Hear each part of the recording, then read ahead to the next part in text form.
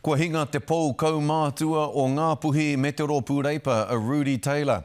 He tangata kaha ia ki te kōrero moto na iwi, ko ia hoki tētahi o ngā tai ki ngā para o te kaunihera Māori o Reipa i tautoko nei i te tini o ngā Māori o Reipa kia eke rātou ki te taumata i ngā mahi tō rangapū.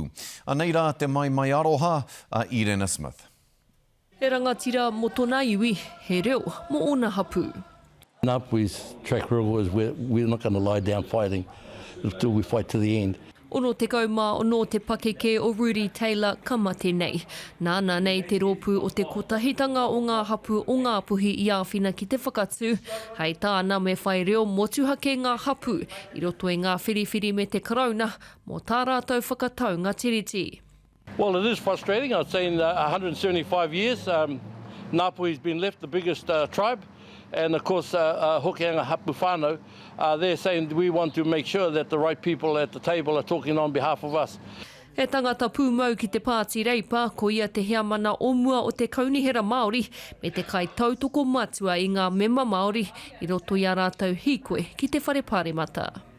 Ko te mātauranga hoki tētahi o ana kai ngā kaunui, nāna tētahi tarahiti i whakatū kia whai wāhi nui ai ngā whānau o ngā tauira o Hato Pētera, i roto i ngā whakahaere o te kura.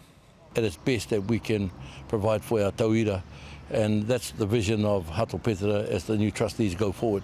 He oe ko tōna aroha nui ki tōna wā kāinga o hokianga. Te wāhi ka whakahokia te taonga o te mate, poroporo ake ai. Irena Smith, Te Karere.